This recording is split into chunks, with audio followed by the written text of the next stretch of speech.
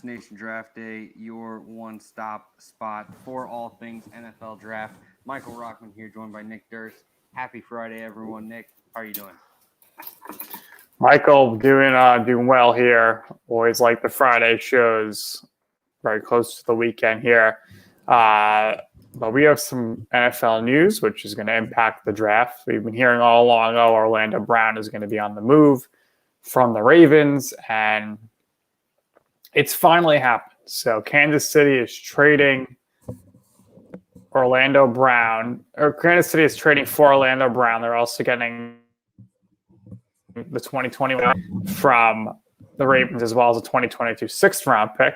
And Baltimore is getting the 2021 first round Chiefs, 31st pick overall, the third-round pick in the draft, the fourth-round pick of this draft, the 2022 fifth-round pick. So Kansas City gets what they need. They need a good offensive tackle there, which was an issue in the Super Bowl, as we saw.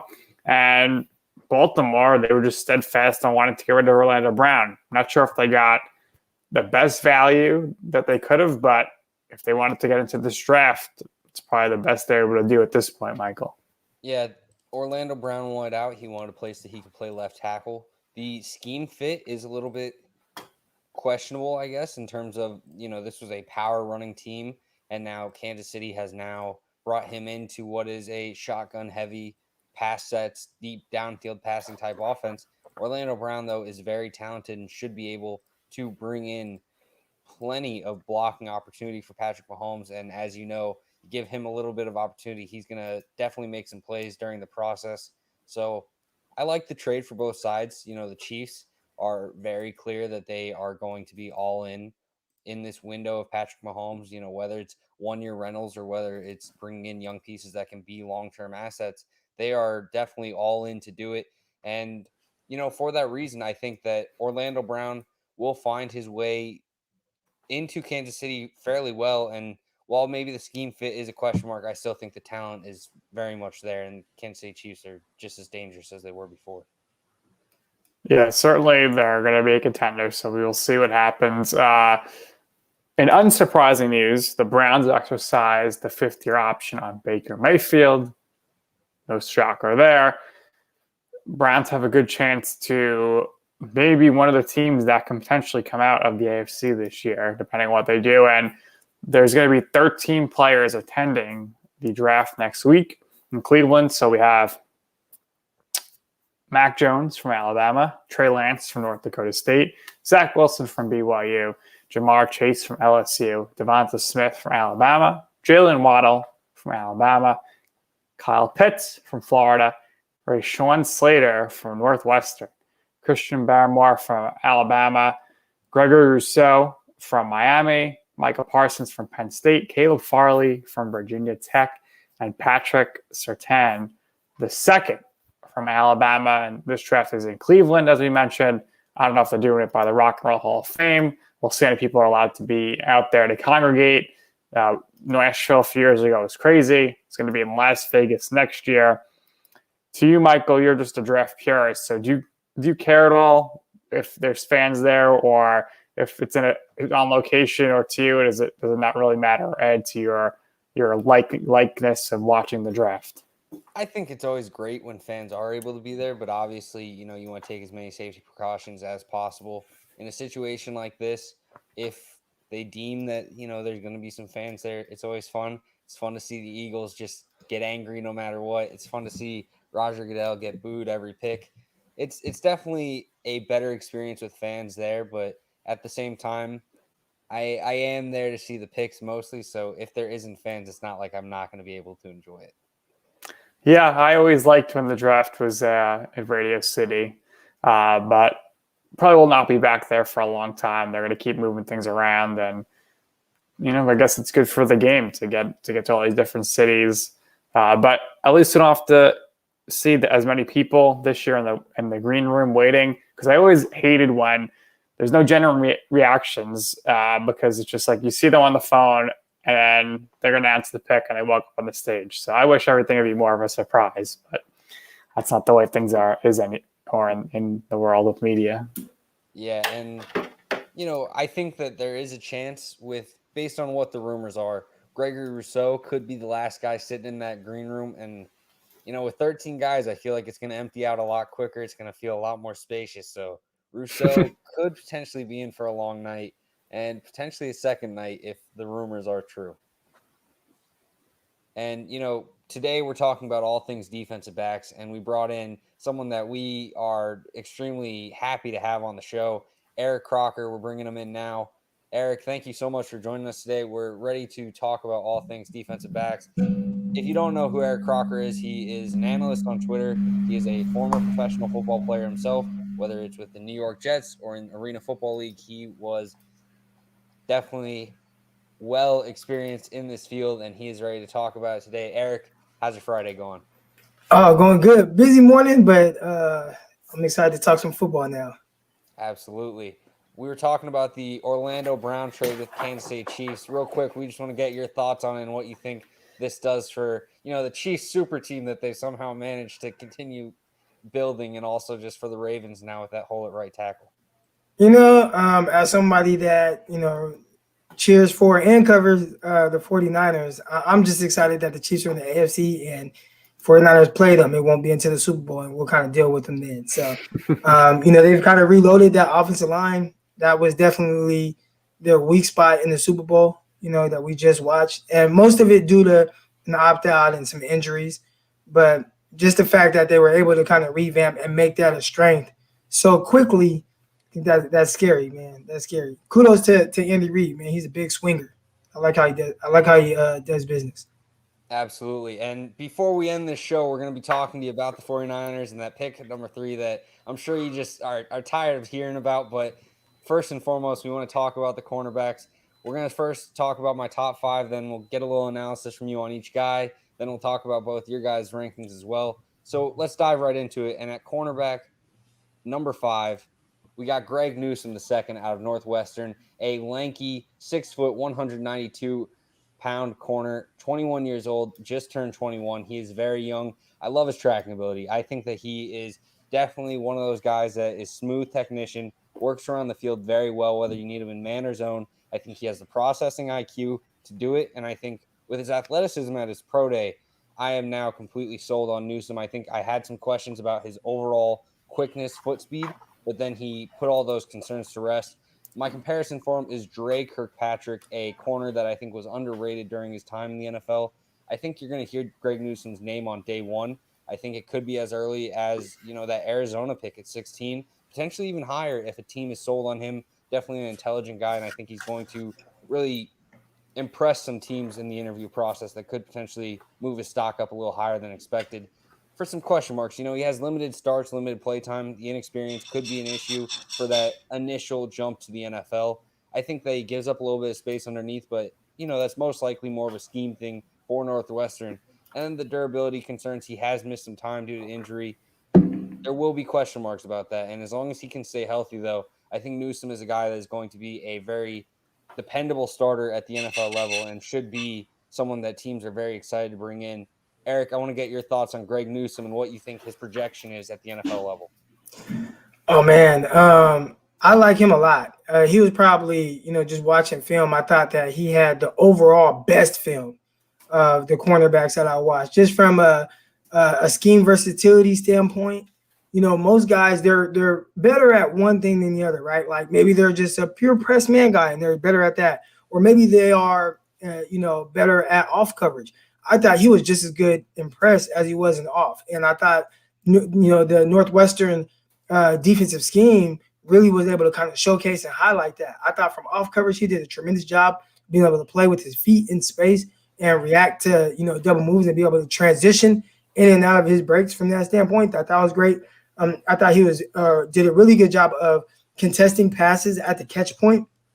I thought in press coverage, he was really good, showed nice fluidity, showed nice scrappiness. I thought he played with a lot of confidence, a lot of swagger, and kind of watching him, when I'm watching him, and this is what I do, like as I'm watching film, like I don't look at like height or weight or anything like that. So I had no idea what his size was. I'm like, dang, this looks like Jair Alexander, like, 5'10", 190-pound corner, like kind of in that range. I thought he moved extremely well. Like, so that's saying somebody looks smaller is actually a great compliment because that means that they play with a nice, fluid, quick feet, twitchy and that type of thing. Then he measures in at his pro day. This is the first time I see anything about his measurements.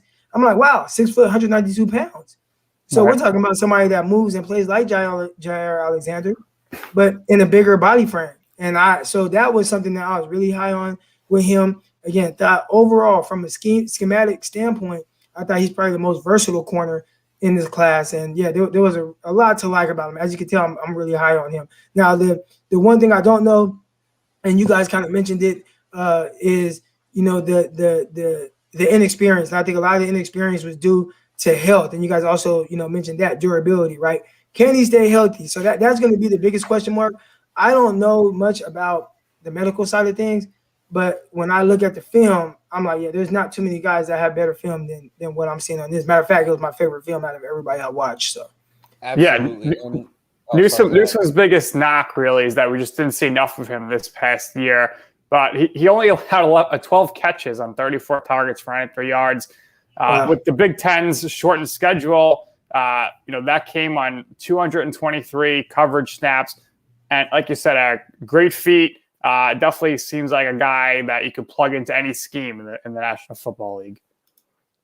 And I just want to make it known, health, I'm not a guy that knows the medicals either, so I don't influence it into my rankings, but it is a concern that I'll list if I think the NFL may worry about it. But we talked about his versatility. Do you think that the inexperience will have issues early, or do you think working in a Pat Fitzgerald defense that, incorporates so many disguise schemes, so many NFL-style pro defensive concepts, that he could be one of the more pro-ready cornerbacks out of the gates? Yeah, I don't think it'll hurt him too much. I think he can come in and play right away. Cornerback is one of those positions, especially if they asked a lot of them, like they used him in a lot of different ways, whether it was zone, whether it was press. So just kind of being in a scheme that, allow him to do more than just one thing or just do just straight man stuff or man match, I think that's actually going to benefit him. Absolutely. And, your comparison that you gave for him, Jair Alexander, I hate that you said it because that's my comparison for my cornerback 4. Another guy that looks small on tape and actually is small, Asante Samuel Jr., 5'10", 180 pounds, 21 years old, cornerback out of Florida State, 8 games played, 3 interceptions. Look, the Jair Alexander comp is definitely a high bar to set on him, but I just absolutely love his tape. He moves around the field extremely well with aggressive play. I think that's an issue in the same regard. Sometimes he has some pass interference issues. Sometimes he uses his hands a little too physically and it gets him in trouble. But I think overall he shows plenty of ball skills. He's great at closing the catch window despite his size. I think he gets up very well on the receiver. And that's one of the big things that a lot of people are quick to say, 5'10", he needs to go inside. But when you are able to play as a physical corner, when you're able to close out that ball window or that catch window, even though, you are undersized, it's absolutely huge for your success. He's not the short arms type guy. 30-inch arms, I think, is fine. The big question is, can he improve as a tackler? Will his frame become an issue? I think whether you want him on the inside or outside, he's going to succeed. But I do think that for Asante Samuel Jr., I view him as an outside corner, and I think at the NFL level, he will absolutely prove that. Eric, Michael, how do you not have Asante Samuel Jr.'s pro player comp, Asante Samuel Sr.? I mean, both guys undersized for position, both 5'10", but there's not much else in Samuel's game you could poke holes in. He started for 3 years. He's seen his coverage grades improve every year. And he only had 179 yards in coverage last season. So I don't think you need to read too much into his size here. Eric, what are your thoughts on him? Yeah, that's another guy that I really liked. And, the first game I put on was 2019 Clemson. And it was like the first play he got bombed on. They threw a jump ball to T. Higgins, and he jumped over him, caught the ball. The very next play, they did like this little fake screen and release play where I think it was to Ross. And then he caught the ball downfield. And I'm like, everybody tell me about this Asante Samuel Jr. guy, but I don't know, right? But, obviously I continued watching. And from that game, there was a lot of, I don't want to say negatives that I took away from it, but I'm just like, okay, just pure field corner. They only use them to the field, not to the boundary at all. When they did go man coverage and man press, they put them in the slot. And then when they got inside the 10, they were taking them out. So I'm like, man, I think everything that they're telling me with this guy is he's just more like a nickel. But I continued to watch games. I watched more games. I watched 2020 tape, and I'm like, oh no, he's much more than a nickel. I thought he did a tremendous job being able to, compete and at the catch point, which you brought up. So from that standpoint, especially if you're somebody that's smaller, I just like I let the film do the talking for me. So I don't care that you're 5'10", 180. I just want to know, how do you play? So if you are attacking the ball at its highest point and knocking passes away, then I don't have those issues with your lack of height if you're competing at that level. Because I'll tell you this, okay, I saw him give up the deep ball to T. Higgins, and some people might say, well, it's because he's only 5'10", but I've seen Patrick Surtain give up deep balls at the catch point. I've seen Tyson Campbell give up the balls downfield at the catch point. So it's like, well, is it an issue for them? Like, is the height, is that the issue? No, those guys are 6'1", 6'2". So why is it an issue for the 5'10" guy if I've seen him give up the same thing as them, but also make plays at the catch point? So I'm not one to use his height against him. I think he was scrappy. I think he played well. I think, again, another guy who really showed the consistency to be able to play off. And I really value that. I really value the ability to not only play press and work from that way, but also play in a bail. I think he does that very well, being able to read routes down and break down and break up passes, challenge himself that way. I think he did a tremendous job being able to play off coverage and be square and be out in space. And there's guys that sometimes have to play with anticipation. I thought he was a guy who, okay, if I'm not anticipating on this play, my feet still do all the work for me and put me in position to be able to make a play on the ball. And I thought from that standpoint, he was really good. So I do think he has the versatility to be able to play in the nickel. I thought he was probably the best tackling cornerback in this class. And obviously, I think he has really good coverage skills as well. So there's a lot to like. About the grabby, I know you put grabby. I don't mind that as much because, I mean, make the refs call it. I think all these guys can be grabby at times, right? J.C. Horn, Patrick Surtain was grabby a good amount. Greg Newsom, I think every game I watched, I saw him get a flag thrown on him. So, if it happens, it happens. But, I like them to be aggressive. Make the refs call it. If the refs keep calling it, then, okay, we'll adjust from there. So I thought overall I really liked a lot of his ability. Yeah, absolutely. And I think one of the best things I liked about him was his overall foot speed. But there are plenty of fast corners in this class. This guy that I have at cornerback 3 is another fast guy. Maybe not as fast as his counterpart, Eric Stokes, but cornerback 3, Tyson Campbell out of Georgia, a guy that I'm higher on compared to the consensus, 6'1", 193 pounds. I compare him to William Jackson. I love his length, 32-inch arms. He's aggressive. I think he's one of the more impressive physical corners, and I think right now with his current frame, he's lanky. I think he can grow into that and become one of the better strong corners in this league. I think he's going to go day 2. I understand that the draft stock for him isn't as high as some of the other corners in this class. Probably a lock to be around 2, maybe early round 3 if things don't work out entirely.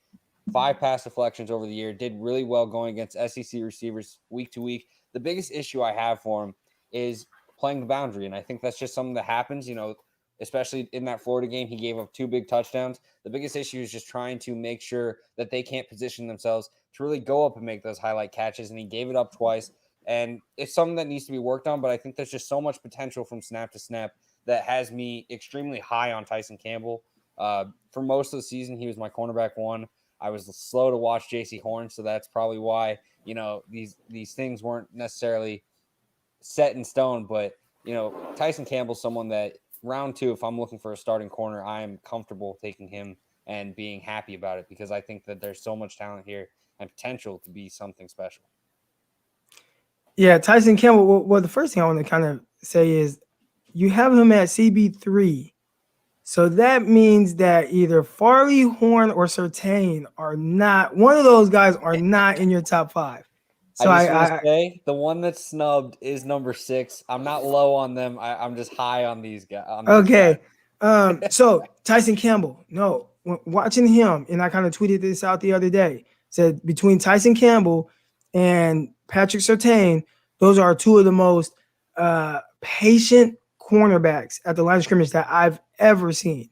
I think the ability to really trust your technique, to trust your feet, I think that's a special thing. A lot of guys kind of get sped up mentally, and they start to kind of like when your clock gets sped up, your technique kind of goes out the window, and now you're just reacting to everything. They did a really good job of not creating the space for guys at the line of scrimmage and really being able to play with their feet to get in position to get hands on. Tremendous job. I think that was probably like his biggest strength.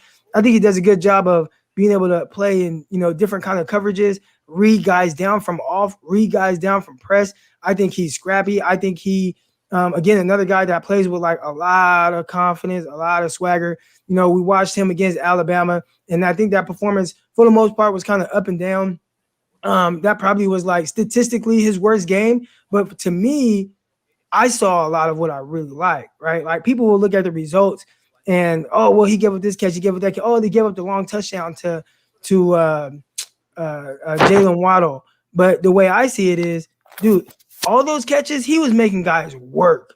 He was making them work. And we're talking about special guys, right? We're talking about Jalen Waddle. We're talking about Devontae Smith, making Devontae Smith work back through contact. Like that's not something that's easy to do, and as a corner, my thing is, are you letting guys just play pitch and catch, or are you making guys work for every inch, every yard? And if you make guys work and they just beat you on that play, then good job to them. But I want to see, are you in position to make plays? And I thought a lot of times he was. You talked about the Florida game where he gave up the touchdown down the sideline to Kyle Pitts. He gave a touchdown down the sideline to Grimes. Both guys were talking about 6'4", 6'6", between the two guys. And even though I thought really good technique at the line of scrimmage, got him phased, went to play the ball at his highest point. Damn, they came down with the play, with the catch. But I want to see, do you have the skills to be in position to make the play? And then, all right, like you're going to lose some. You're going to lose some to Kyle Pitts. Let's just not, I don't want that to be something that continuously happens. And every game I saw, he was really being very aggressive, contesting everything. CB3 definitely high, but I'm not mad at that at all because I do think that he's really good. You talked about him possibly going in that second round or whatnot. If he's there at pick 43, my 49ers better take him. Absolutely. And, we kind of already leaked who would be cornerback 1, so I'm sure you're wondering who's cornerback 2. Patrick Surtain the second. I'm sorry to Kayla Farley. He's very talented, very fast-footed and everything, but he was cornerback 6. But for Surtain, there's just so much talent here. 6'2", 208 pounds, 21 years old, just turned 21. Young corner with great length. He's a smooth mover, and I think that's one of the things you already talked about a little bit. He's very patient at the line of scrimmage, and I think it's definitely something that's going to help him out. He was talked about playing in that star role for the Alabama defense, and I think that just projects how well a versatile athlete he is. Whether you need him to play in that safety role or the cornerback role, I think he's going to be able to fill in. Obviously, he's going to be predominantly outside corner, but I think there's plenty of potential here to where if you need to move him around for a play or two, he's going to be fine. I think some of the issues are, you talked about it again earlier, was just getting some of those penalties out of the way. He had some of those pass interference calls that maybe weren't the best in that 2019 season. He opens his hips a little early, and I think that's something that, probably just favors into the scheme that Alabama had him running. They really had him covering deep zone, and I think that's how he's going to really be used in that type of NFL type defense with that press bail type situation. I think improving his play strength, just getting a little bit stronger on his punches at the line of scrimmage would be absolutely huge. But Nick, I think one of the greatest things about Surtain, I keep saying that, is the nickname possibility. PS2, I mean, PlayStation 2, absolutely goated console. Where would it rank in your nickname category just for the PS2 nickname alone? I mean, it's not bad, except the fact that means he's 3 times past that. And probably when PS2 came out, he wasn't born. So I don't know if that's going to work. I think the best nickname is in basketball given to this gentleman by Jimmy Kimmel, who made him change his number, and that's PG-13. Paul George. He used to be some other number, and Jimmy Kimmel said, "Why don't you just become number 13?" And then the next season he did. But hey, I mean, there's a lot of good nicknames out there. But kind of ironic if a guy is going to be called a nickname for something that didn't exist when he was born, or something that was existing before he was born. Anyway, Eric, what are your thoughts on Surtain? Surtain, 32.5-inch arms, lengthy corner, definitely covers a lot of field. What are your thoughts on him and overall takeaways? Yeah, no, definitely. He is. You talked about him being a fluid mover. That's something that you definitely like to see with guys. Like he's not like this big stiff guy. A lot of people had questions about his vertical speed, and I'm like, no, his vertical speed is fine. That's not the issue there. And I think continuously he showed that he can definitely run with guys and compete at the catch point with the best of them. Gave up some, but also made a bunch of plays on the ball downfield. And when you're playing in the SEC, you're going to give up some stuff. Like it's not every week you're going against guys that are probably going to be playing in the NFL. So, it's just a little bit tougher from that standpoint. I would say, and I already touched on this technique, which I think is pretty much like as good as I've seen. I'd say the biggest issue is when people thought they were seeing somebody that was slow or couldn't run vertically, what they were really seeing was somebody that lacks twitch and lacks suddenness. And, I think from that standpoint, that's where, that's hard to change. So how good, at the next level, I think he'd be fine because his technique is so good. But if he gets into a situation where this receiver is challenging his movement skills, it might be a long day. I watched him from off coverage. And, you could just see guys like being able to turn him around. You could see he doesn't really challenge himself from that standpoint to consistently feel and sit down on routes from off coverage, from a bail. There was things like that where I'm like, okay, in space, he might have a little bit of trouble. Unless it's like a cover two. I think cover two, he's fine. He does a really good job of reading through 1 to 2, being able to kind of sink and then rally down to make tackles. And I think he's aggressive from that standpoint. But just overall, I'd say the biggest issue, and we're nitpicking here because he's one of the top guys in this class. So when you get to the top, you have to start kind of nitpicking a little bit. I thought he could be a little bit more sudden and twitchy, which a lot of times you're not going to get that from somebody 6'2", 208 pounds. So overall, really like him. Have no issues with him being the second corner in your class.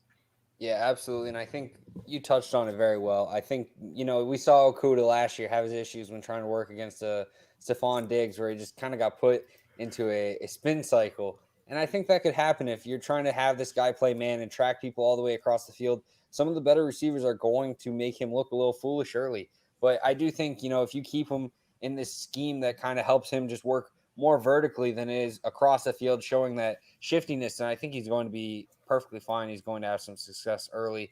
But now cornerback 1, J.C. Horn out of South Carolina. I'm a huge fan of him. 6'1", 205 pounds, 33-inch arms. Played in I think these are Surtain stats, so apologies for that. But played in plenty of games with some great timing. And I think one of the biggest things that you can see out of him is just the overall ability to mirror. And he's a physical corner, but he's also someone that I think has the shiftiness to be able to kind of maybe shake the overall concerns that are out there right now on his aggressive play. I think a lot of people are overstating just how much he depends on it. I think he's very much a fluid mover, and he's going to be able to handle it.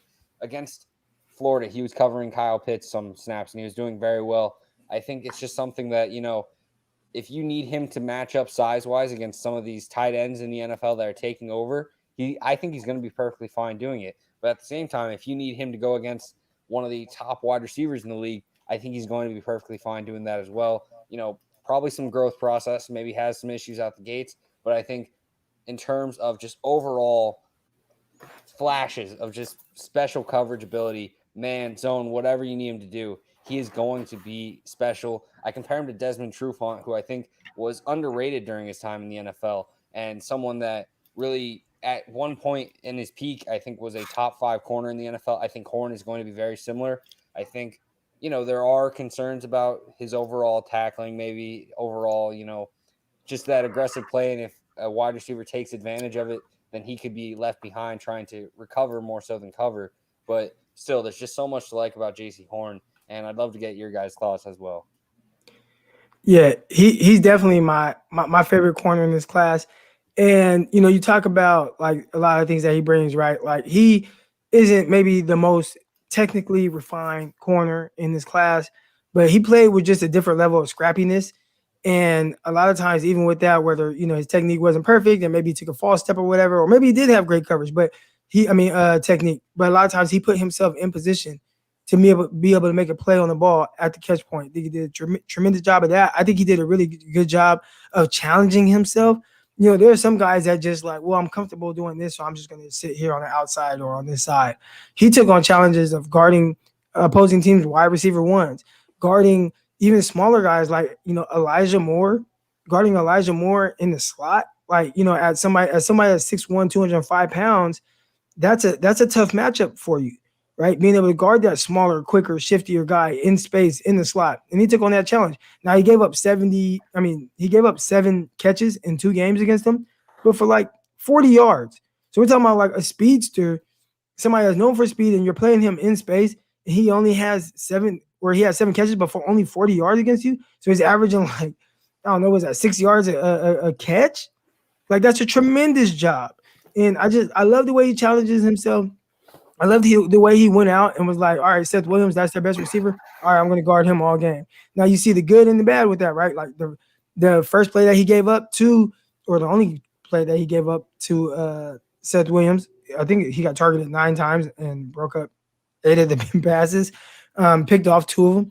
So the one time it was early in the game where he was off coverage and he kind of like, I don't know what he was doing, like whether he fell asleep or I don't know. But he gave up a 40-yard catch. It was at the very beginning of the game.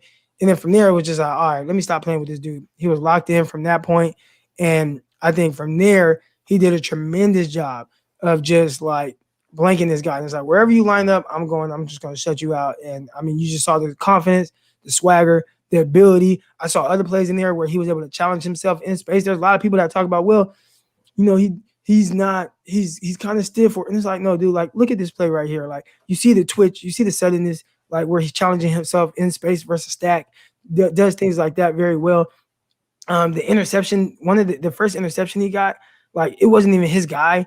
He had his guy under control. Peek back through the quarterback to what we call that is pressure key, visual key. Had his hands on his pressure key, runs with him vertically, looks back to the quarterback. That's his visual key. He's able to come off of that once the quarterback, what they call pull the pins, arm goes back, throwing it forward. He comes off of his guy and robs a route that was not even nearly intended for his guy. Like, we're talking about that type of ability from this guy. And then just the mindset. And these are the things you just can't teach, right? You can teach technique, right? We can improve on that. But can we, teach somebody to be an alpha male, somebody to, after his pro day, tell everybody, like, I'm the standard? Like, somebody that walked into South Carolina and as a true freshman was the alpha male in the room and was the leader of a secondary as a true freshman at an SEC school. Like, you're kind of different. You're wired different when you're like that. So I like him a lot. If I'm going more towards tiers in this class, but if I had to pick one corner to go to war with, it would definitely be J.C. Horn. Absolutely. And, the big talking point in the preseason was J.C. Horn, Israel Mukwamu, both corners that were getting some round 1 hype. Mukwamu, I think Izzy had more love than J.C. Horn to start off with. I think so as well. That size and frame is definitely enticing. I just want to get your thoughts on Mukwamu real quick. I know you don't have him in your tiers, but do you think that in the NFL, maybe in a cover 2 type system or something, maybe where he's in Indianapolis, where he can kind of rely on that zone capability, what do you think his projection is in the NFL, and do you think he can find some success as a starter even early in his career? Yeah, he's just a little bit longer. We'll see. I've seen some people mention him like as somebody that might end up being like a safety. I think his movements are a little long, and obviously, like, that's to be expected for somebody that's like 6'4". You would like to see, I think he has good movement skills for somebody his size, but it's just his movement skills. They're just a little long for me. So he would be more of a day 3 pick for me. And that's not to say that he can't be good or won't be an NFL starter. That's just kind of where I would pick him. Like early day 3, I wouldn't have any issues. Maybe even late day 2. Absolutely. And we're going to talk about my slot cornerback rankings real quick. It's tough to find them into the, outside corner ranks. So these are the guys that if you're looking for a slot corner, probably day 2 for a lot of these guys, maybe even day 3. These are the options that I like most. At number 5, we got Zach McPherson out of Texas Tech. I think he's a great zone coverage guy, can play in the slot, can play outside if you need him to, has the size, has special teams experience. I think on day 3, especially after his testing, he is going to be a very good pick that sticks around for quite some time. At number 4, I got Aaron Robinson out of Central Florida. I think this is a guy that, is a very smooth operator, one that maybe isn't the shiftiest, isn't the most explosive type of corner, but is definitely going to contribute and be just a dependable slot type option. Great tackler, great physicality. Was at Alabama, getting play time, went to UCF, continued to be a star for them. Keep an eye out for Aaron Robinson if you're looking for a slot corner and think your team could potentially pick one in that 2nd, 3rd round. With number 3, I got Elijah Molden out of Washington. I love the versatility here for these top 3 guys. I think Elijah Molden, the frame is definitely going to be the concern, but I think overall he's a firecracker of a player. He fires into the backfield, he fires into tackles. The effort's never going to be a problem. He's quick-footed. I think, as long as he can continue to build on that, he's going to be a very solid slot corner at the NFL level. At number 2, Shaun Wade, someone that I think I project best at the strong safety position. Let him really get to work with his aggressive play style. Drop him down to slot corner when you need. Outside this season, had his struggles. Definitely, probably not best to be playing outside, especially at the NFL level. Probably wasn't good to have him at the college level, but still answered some questions, got us some clarity. So it is good in the long term for us. But Shaun Wade, I think, is someone that, you put him at strong safety, you put him moving around from strong safety to slot corner, and he's going to have some great success. And then number 1, Kerry Vincent Jr. out of LSU.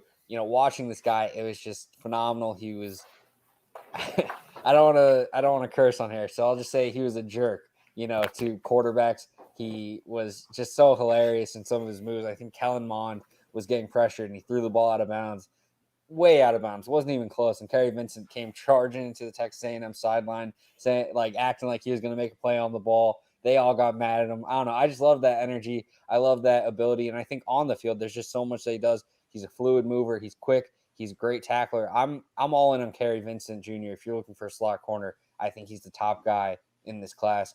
Eric, what are your thoughts on this slot corner class? And really, how much do you value the versatility out of the position for guys like Shaun Wade and Elijah Molden? Yeah, so I haven't watched McPherson yet. And I haven't watched McPherson yet at all.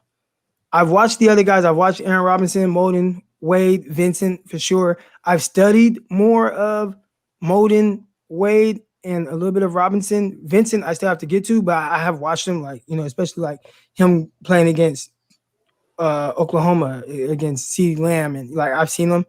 I like your rankings. Shaun Wade, I'm not as high on him.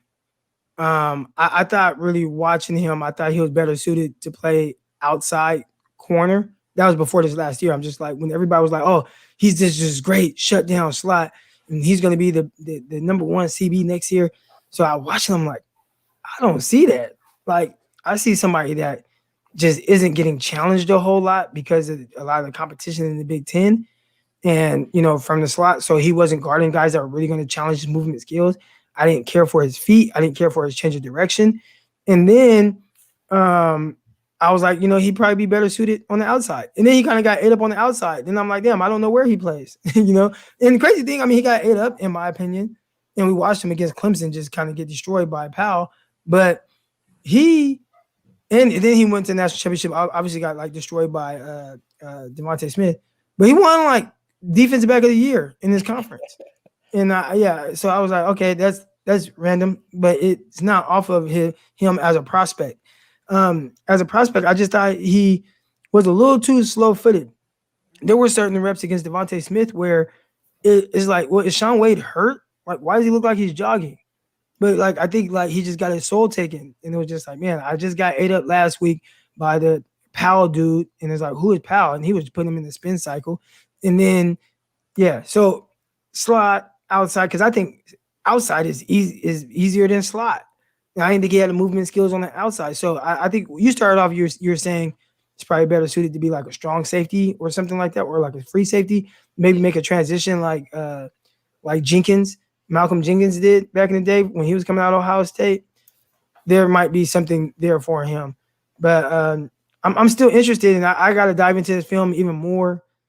I watched him against Rondale Moore, and it was like, oh my gosh, like Rondale Moore was just killing him, and that was in the slot. So I'm not as high on Sean Wade, and I think maybe I view it like that because of people telling me that he was the best corner in this class, heading into this year, and so when you have those type of expectations, but then you go to the film and it's like, maybe I'm being overly critical because of what I was expecting to see, but yeah, I mean Elijah Moore, I like him a lot more than I like Sean Wade.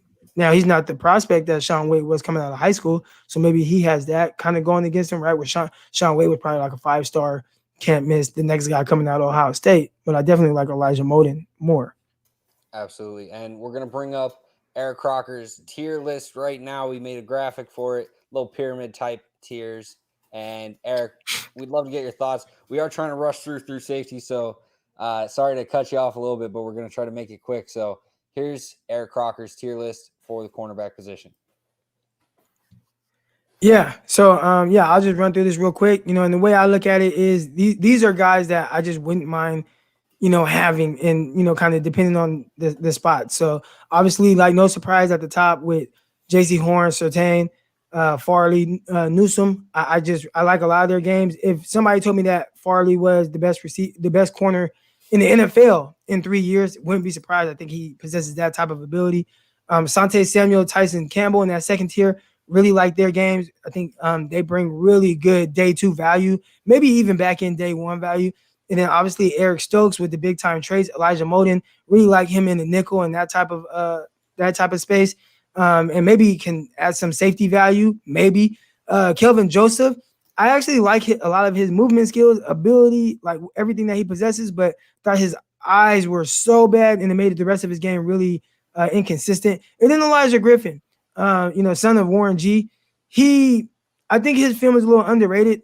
Maybe this is a little high for him, like being in the tier 3 ahead of maybe some other guys I probably could have put there. But I just kind of wanted to bring some like notoriety to a guy where I don't think he got enough respect for what he did in the Pac-12. I thought he played extremely well in every game. He was scrappy. I thought he played off well. He's like a big dog on the field, like a little dog, like one of those little aggressive dogs. He's like one of those. I really liked his game as well. So yeah, that's kind of my tier right there. How I kind of break it down and kind of dang there. I don't want to say the order I would draft guys in, but like kind of the range I would take guys in. I got you. I'm a big fan of Elijah Griffin's tape as well. I think he came in at cornerback 11 for me, but in the top 10, both mine and Nick's. We're going to bring him up right now.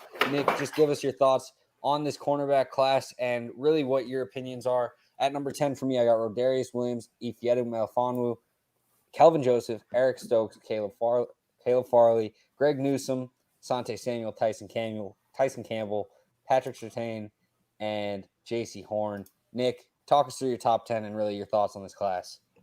Yeah, I mean, you got the big boys at the top. Greg Newsom at 1. I like it. I'm telling you, that was my favorite film. But go ahead. Sorry to cut you off. Yeah, I think it would be great for the Bears to keep Newsom in Illinois. I think they could definitely use him. But I just wanted to make a point here on Aaron Robinson. So, typically everyone thinks he's the slot guy. But if you look into the numbers, he's not your typical slot receiver. In fact, this past season, 187 of his 339 coverage snaps actually came in press coverage, which is pretty much a rarity for a slot corner. So to me, that kind of makes him very valuable, more so than the other slot guys. And that kind of makes me think that his skills can certainly translate to the outside if need be, depending on scheme there. But I think there's a lot of talent in this draft. We didn't really talk too much about Farley, but I think because of his back surgery, that's really the only thing that's keeping him from potentially coming into here as the top cornerback in the draft. The last time we saw him was 2019, and he really has elite closing speed downfield and can easily affect the catch point of a lot of balls. Good size, 6'2", 207 pounds. Yeah, and Kayla Farley, I think this cornerback class, really that first 6 for me is really a tier above. I like Stokes, I like Joseph, I like Melifonwu, Rodarius Williams, Elijah Griffin. There's some talented options, but those top 6 are guys that I really like in terms of first-round talents in my mind. Eric, just talk a little bit about Kayla Farley and your opinions, because I know you're much higher on him, and just your overall takeaway for what he can do at the NFL level. Well, I'm high on the potential, right? The traits. I think he possesses some traits that are just, again, you can't. It's hard to teach. You're talking about somebody who, closes on the ball like Deion Sanders in the air. Like those are things like you kind of either have that or you don't, and most people don't have it. I think he has a certain twitch and burst to him, getting out of his breaks, that is exceptional. And again, that's something else that you just can't teach. Now, there's a lot of inconsistencies to his game, right? Like maybe bad eyes, maybe bad technique. You could tell that he's a little newer to the cornerback position. I think he was a quarterback in high school or something like that, and went to Virginia Tech as a receiver. The next thing you know, he's playing cornerback. So he's fairly new to the position. Obviously has missed a ton of time because of injuries. His press technique was a little inconsistent because they didn't do a whole lot of press. So that's something that he's going to have to get a little bit more used to. But if you're just looking at just pure upside, and that was when I said, if you're talking about in 3 years, if you were to say, hey, Kayla Farley is the best corner in the NFL, I wouldn't be surprised because he has those type of elite traits. Now, he's going to have to work really hard to get there. And maybe going through some of this draft process and people dropping him off boards or whatever because of injuries puts a chip on his shoulder, and he works harder than anybody else, and he reaches that milestone. But we'll see what he ends up being. I'm a little down on him only because of the injuries. But like I said, like the things that he possesses, you can't teach. The areas where he needs to improve, you can teach. So we'll see where he ends up going. Absolutely. Now we got to get moving to the safety spot. And we see number 6 on Nick's list, Javon Holland. He's my safety 5. I know that's a little low compared to the consensus. I think he's a great coverage guy, but I think there's some issues in terms of run game.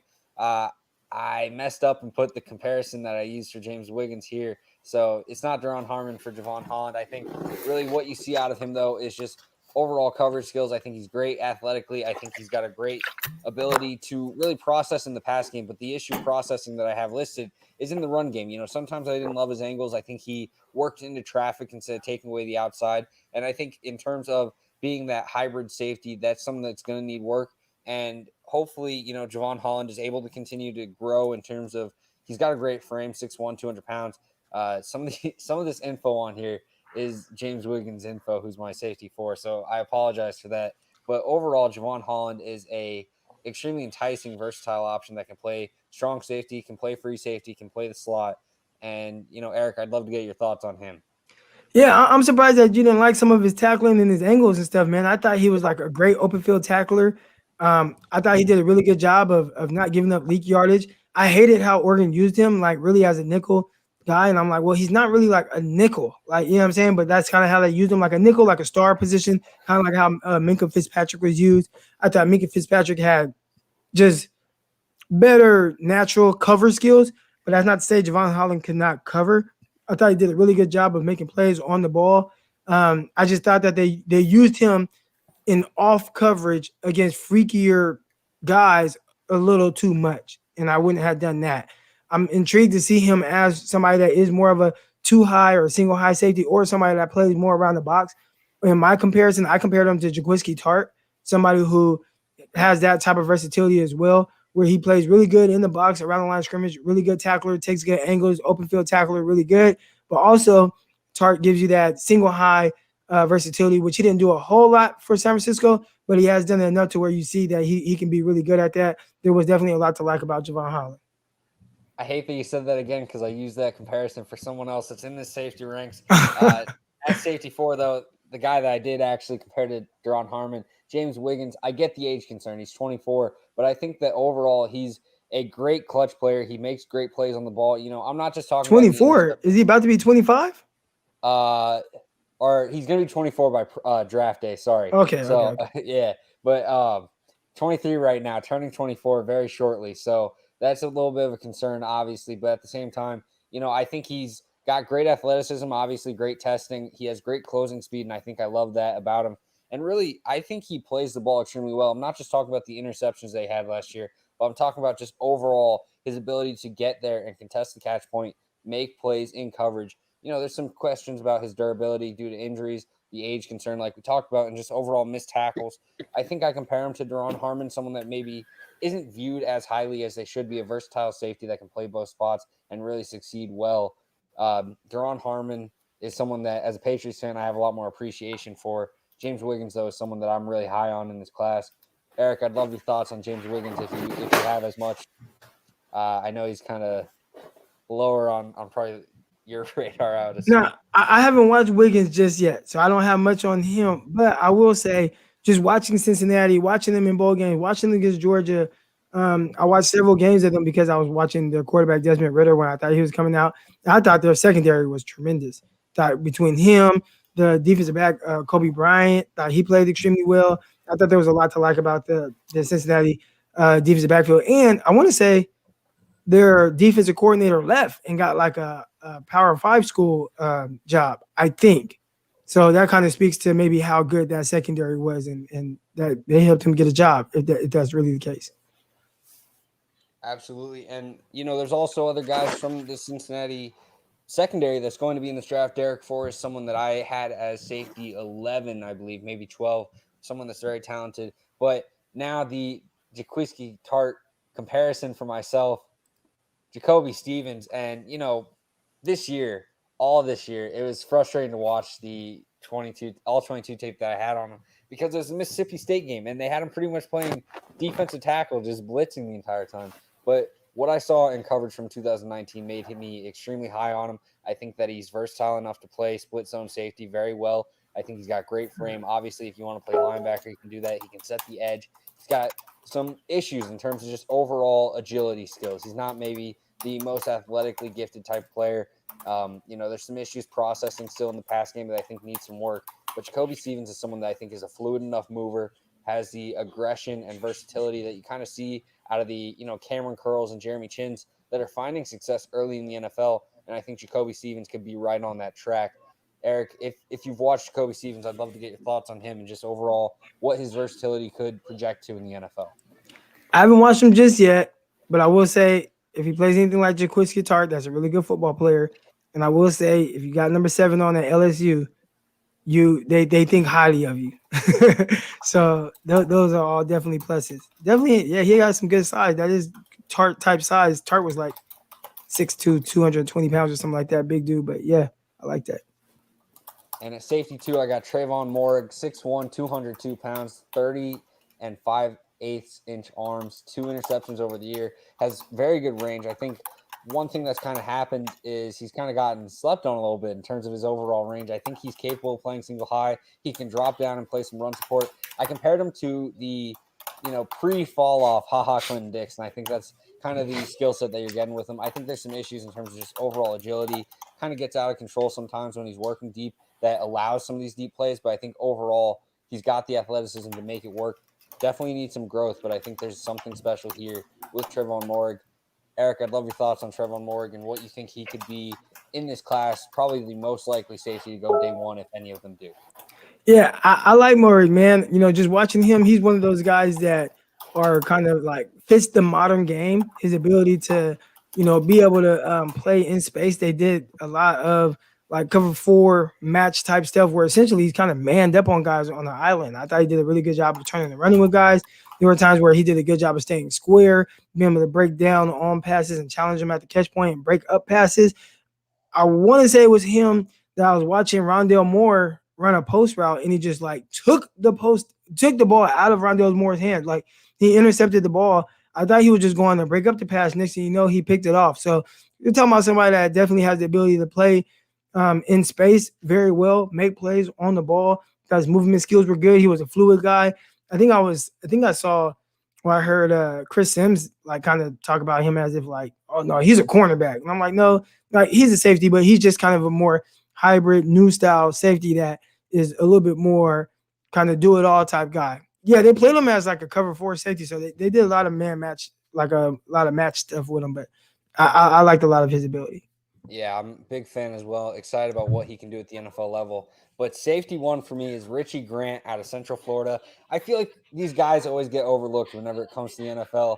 You look at guys like Antoine Winfield last year, just absolutely huge impact player. And I think Richie Grant kind of brings that versatility as well. He can play corner if you need him. He can play safety, both spots. He can split the field. I think he has the athleticism to have the range and really play single high if needed.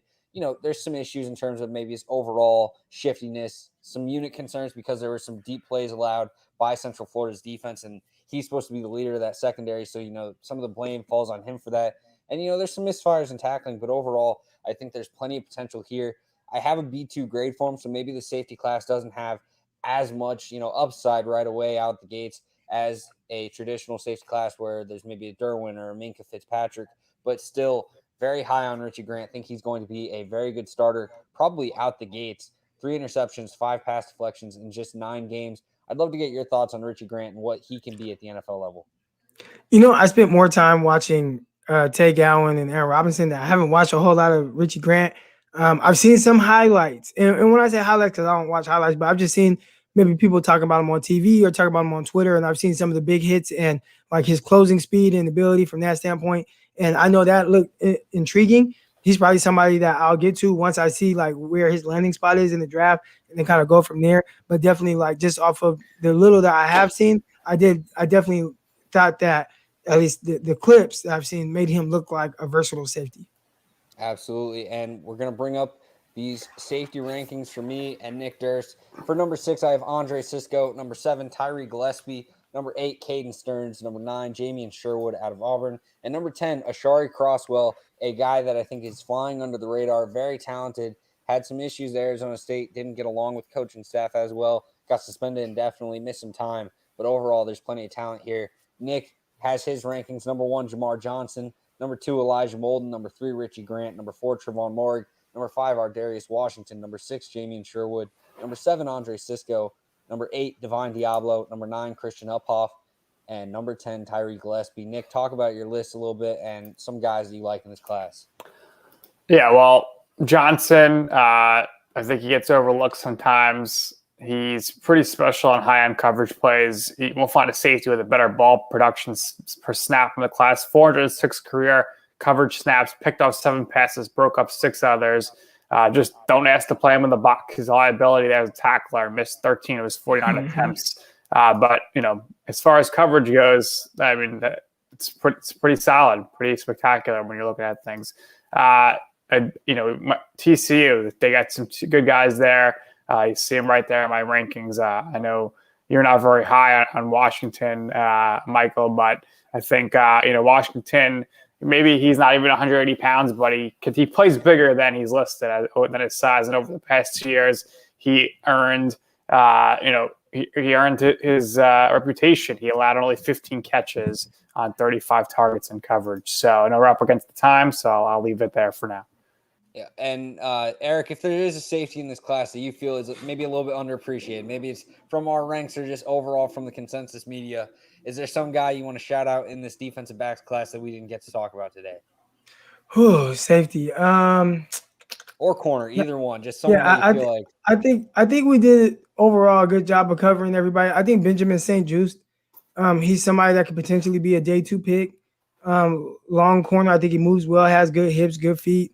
Talk about guys that are versatile.